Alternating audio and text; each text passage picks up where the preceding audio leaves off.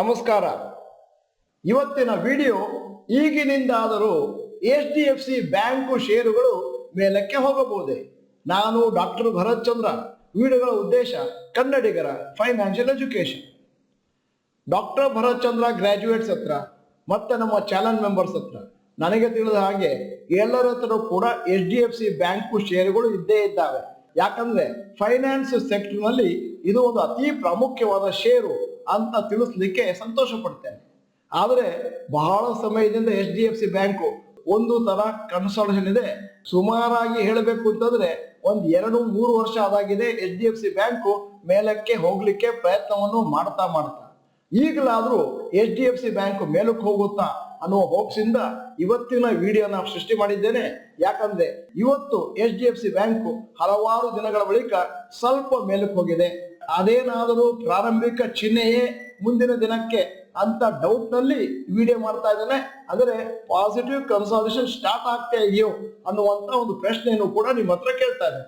ಇವತ್ತು ಬೆಳಿಗ್ಗೆ HDFC ಬ್ಯಾಂಕ್ನವರು ಅವರ ಬಿಸ್ನೆಸ್ ಅಪ್ಡೇಟ್ ಫಿಗರ್ಗಳನ್ನು ಘೋಷಣೆ ಮಾಡಿದರು. ಇದು before the official quarter results announce. ಕೆಲವು ಕಂಪನಿಗಳು ಸರ್ಟನ್ ಬಿಸ್ನೆಸ್ ಫಿಗರ್ಸ್ ನನ್ನು ಇನ್ವೆಸ್ಟರ್ಸ್ ಗೆ ಮೊದಲೇ ಕೊಡ್ತಾರೆ ತಮ್ಮ ಪರ್ಫಾರ್ಮೆನ್ಸ್ ಅನ್ನು ತಿಳಿಯಪಡಿಸಲಿಕ್ಕೋಸ್ಕರ.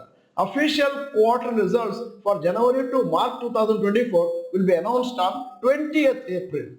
HDFC Bank business figures. Parameter deposits quarter ending March 2023 18,83,400 crores. Quarter ending March 2024 23,80,000 crores.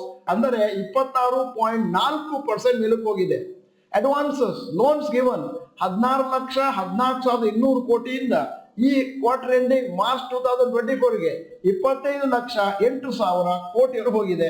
55.4% ಮೇಲಕ್ಕೆ ಹೋಗಿದೆ. ಇದೇನು ಫಸ್ಟ್ ಟೈಮ್ ಅಲ್ಲ HDFC ಬ್ಯಾಂಕಿನ ಫಿಗರ್ಸ್ ಚೆನ್ನಾಗಿರೋದು. ಆದರೆ ಹಿಂದಿನ ದಿನಗಳಲ್ಲಿ HDFC ಬ್ಯಾಂಕಿನ ಷೇರಿನ ಬೆಲೆ ಮೇಲಕ್ಕೆ ಹೋಗ್ತಾನೆ ಇರಲಿಲ್ಲ. ಈಗ ಕಾದು ನೋಡಬೇಕು. ಈಗ HDFC ಬ್ಯಾಂಕಿನ ಬಿಸಿನೆಸ್ ಫಿಗರ್ ಕಂಟಿನ್ಯೂ ಮಾಡ್ತಾ CASA deposits quarter ending March 2023 8,36,000 crores. Quarter ending March 2024 9,09,000 ಮತ್ತು 8.7% ಮೇಲೆ ಹೋಗಿದೆ. ಕಾಸಾ ಡಿಪಾಸಿಟ್ ಅಂತಂದ್ರೆ current account, savings account, deposits. ಈ ಅಕೌಂಟಿಗೆ ನಮ್ಮ ಬ್ಯಾಂಕ್ನವರು ಯಾವ ಇಂಟ್ರೆಸ್ಟ್ ಅನ್ನು ಪೇ ಮಾಡೋದಿಲ್ಲ. ಇದೊಂಥರ ಫ್ರೀ ಆಗಿ ಸಿಕ್ಕಿದಂತ ಕ್ಯಾಪಿಟಲ್.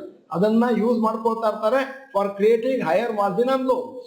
ಈಗ CASA deposit ratio quarter ending March 2023 44.4%, quarter ending December 2023 37.7%, quarter ending March 2024 38.2%. CASA ratio looks lower than March 2023 figure since after the merger with HDFC, ratio fell for a merged HDFC bank because HDFC did not have CASA deposits. Figures March 2023 not strictly comparable to March 2024. ಯಾಕಂದ್ರೆ HDFC bank HDFC merge ಆಗಿದೆ 1st July 2023ಗೆ. ಅದರಿಂದ figures of March 2023 will be only HDFC Bank and will not include HDFC figures compared to March 2024, which is one of the merged entity. Business figures ನೋಡಿದ್ರೆ results ಬಹಳ ಚೆನ್ನಾಗಿದೆ.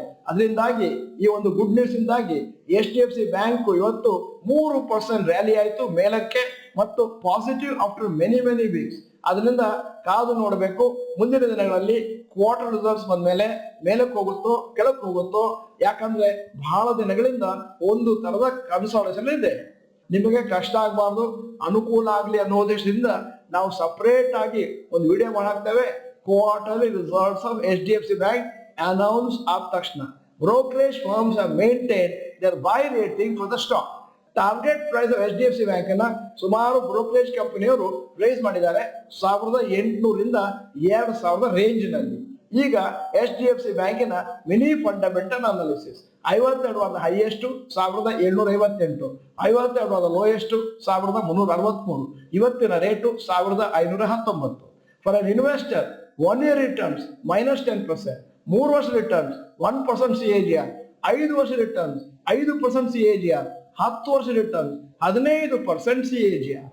ಈಗ ವಿಡಿಯೋದ ಕೊನೆಯಲ್ಲಿ ಒಂದು interesting ಪ್ರಶ್ನೆ ಕೇಳ್ತಾ ಇದ್ದೇನೆ. ಇವತ್ತಿನ ವಿಡಿಯೋಕ್ಕೆ ಸಂಬಂಧಪಟ್ಟ ಹಾಗೆ ನಿಮಗೆ HDFC ಬ್ಯಾಂಕಿನ ರಿಸಲ್ಟ್ಸ್ ಗೊತ್ತು, ಮತ್ತೆ ಅದರಲ್ಲಿ ಎಷ್ಟು ಪ್ರಾಫಿಟ್ ಬರ್ತಾ ಇದೆ ಅದು ಕೂಡ ಗೊತ್ತು. ಈಗ HDFC ಬ್ಯಾಂಕಿನ ರಿಸಲ್ಟ್ ಬಂದ ಮೇಲೆ HDFC ಬ್ಯಾಂಕು ರಿಕವರ್ ಆಗಿ ಅದೇನು ಲಾಂಗ್ ಟರ್ಮ್ ಆವರೇಜ್ ಇದೆ 15%, ಕಳೆದ 5ರಿಂದ 10 ವರ್ಷ ತಗೊಂಡ್ರೆ ಆ ಅವರೇಜ್ಗೆ ಕನೆಕ್ಟ್ ಆಗಿ ಮೇಲಕ್ಕೆ ಹೋಗುತ್ತಾ. ಎಸ್ ಅಥವಾ ನೋ ಅಂತ ಟೈಪ್ ಮಾಡಿ.